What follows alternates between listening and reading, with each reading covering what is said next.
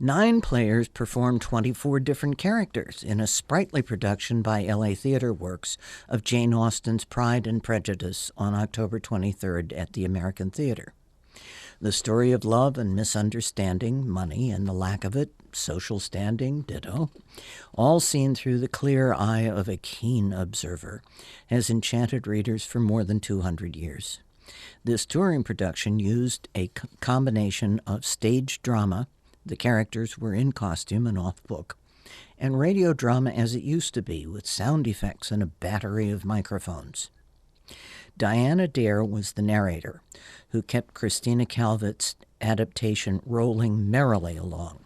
She also played one of the Bennet daughters and their aunt, and provided props and sound effects. Busy lady, with a brilliant Diane Cannon smile and a wonderfully warm voice that conveyed terrific, and then what happened, intimacy. The only actors to play a single role were tall blonde Julia McIlvaine as perceptive Elizabeth Bennet, the second of 5 daughters of a country gentleman, and tall dark Nick Torrin as proud, rich Mr. Darcy, dismissive of country amusements and of the Bennet clan in general. When Darcy's friend Mr. Bingley, a rich bachelor, moves into a nearby estate, he and Elizabeth's lovely older sister Jane become fond of each other. Darcy, concerned that Bingley may marry beneath himself, has a hand in his returning to London. Darcy himself is pursued by Bingley's superficial but rich sister Caroline. Mrs. Bennet, Jane and Elizabeth's not overly intelligent mother, schemes for the match between Bingley and Jane. She's desperate to marry off her 5 daughters, who have little dowry. The entailed estate, think TV's Downton Abbey, will be inherited by the oleaginous clergyman Mr. Collins, whose hilarious proposal to Elizabeth was the equivalent of Robert Morse singing I Believe in Me, and was swiftly rejected. The audience cheers. Collins sucks up to Darcy's aunt, the domineering Lady Catherine de Bourgh, who is arrogantly rude to those below her in social status and wealth, which is to say pretty much everyone.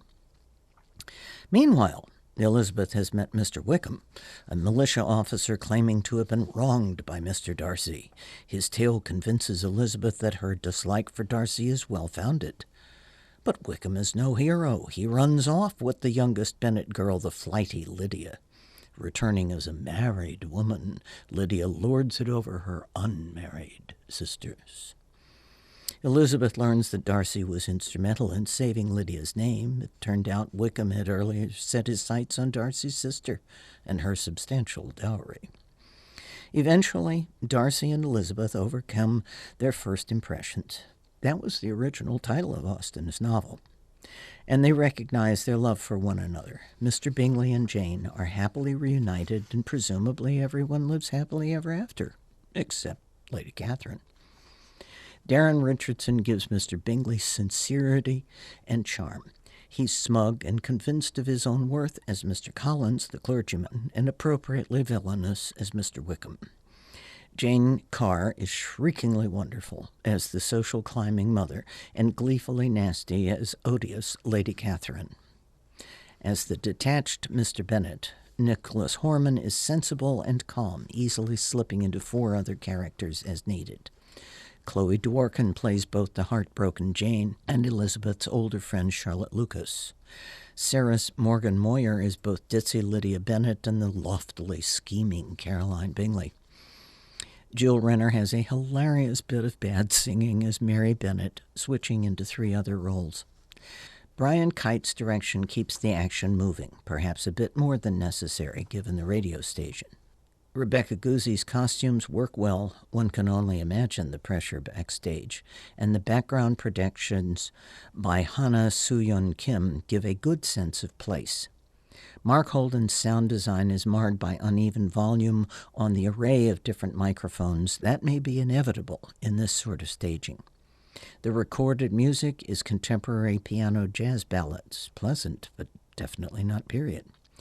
But those are minor carps, and all in all, it was a thoroughly, charmingly delightful evening with one of the best stories in literature. From the other side of the footlights, I'm M.D. Ridge.